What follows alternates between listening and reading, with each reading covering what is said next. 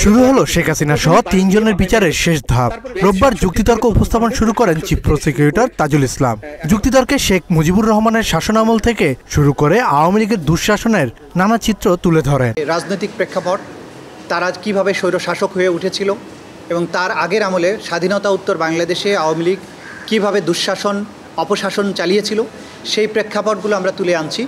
কারণ এই মামলার পটভূমি, এই মামলায় অপরাধী হয়ে ওঠার পেছনের যে কারণগুলো, সেগুলো এই মামলায় অনেক গুরুত্বপূর্ণ বিষয় বলে আমরা সেগুলো তুলে ধরার চেষ্টা করছি।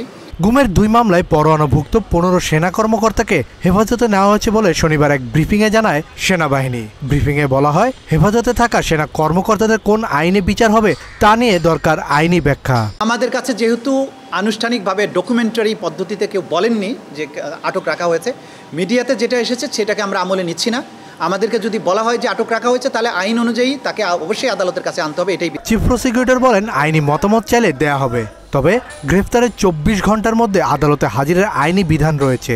হাজির করলে পরবর্তী বিষয়ে আদালত সিদ্ধান্ত দেবেন। এই আন্তর্জাতিক অপরাধ ট্রাইব্যুনাল আইন নয়, আমাদের সংবিধানও এটা স্বীকৃত যে গ্রেপ্তার করে ২৪ ঘন্টার বেশি কাউকে আটক রাখা যায় না।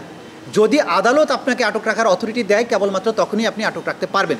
সুতরাং যাকে যখনই গ্রেপ্তার করা হবে, তাকে আইনের বিধান হচ্ছে তাকে আদালতের কাছে আনতে হবে।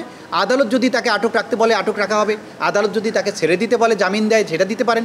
সুতরাং ডিসিশন নেওয়ার অথরিটিটা তখন আদালতের হাতে চলে যায়। এইটাই হচ্ছে আইনি ব্যাখ্যা। তো আমাদের কাছে কেউ ব্যাখ্যা চাননি, যদি চান তখন আমরা ব্যাখ্যা নিশ্চয়ই তাদেরকে জানাবো। তিনি আরও বলেন, আন্তর্জাতিক অপরাধ ট্রাইব্যুনাল আইনেই গুম খুনের মতো অপরাধের বিচার সম্ভব। মাত্র ৩০% টাকায় জমির মালিক হয়ে নতুন বাংলাদেশের গড়ে তোলার স্বপ্ন দেখা বাংলা বসতি।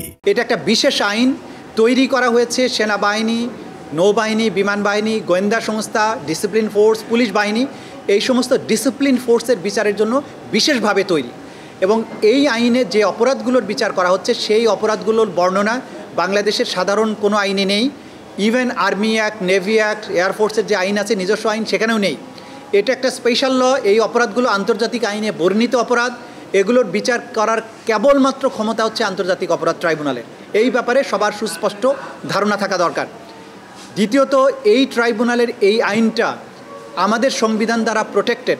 আমাদের সংবিধানের ৪৭-এর ৩ এবং ৪৭-এর ক অনুচ্ছেদে স্পষ্টভাবে বলা হয়েছে, যে সমস্ত আইন, আন্তর্জাতিক আইন অর্থাৎ crimes against humanity, war crimes, genocide, এগুলো বিচারের ব্যাপারে তৈরি করা হয়। সেই আইনগুলো যদি সংবিধানের কোনো অনুচ্ছেদের সাথে, কোনো বিধানের সাথে অসামঞ্জস্যপূর্ণও হয়, তাহলে এই আইনটা প্রাধান্য পাবে। সংবিধানের সাথে যদি অসামঞ্জস্যপূর্ণ হয় তারপরেও। এদিন শেখ হাসিনার মামলা যুক্তিতর্ক উপস্থাপন সরাসরি সম্প্রচার শুরু হলে তা বন্ধে সাইবার হামলা করা হয় বলেও জানায় তাজুল ইসলাম। কারণ হঠাৎ করে তারা এত বড় অপরাধী হয়নি। তারা প্রথম থেকেই এই বাংলাদেশের মানুষকে শাসন করার নামে কিভাবে একটা জুলুম, কিভাবে ভয়ের একটা রাজ্যে পরিণত করেছিল, সেই বিষয়টা উঠে আসা জরুরি। কারণ এই মামলার মাধ্যমে একটা ঐতিহাসিক প্রেক্ষাপটেরও বিচার করা হচ্ছে।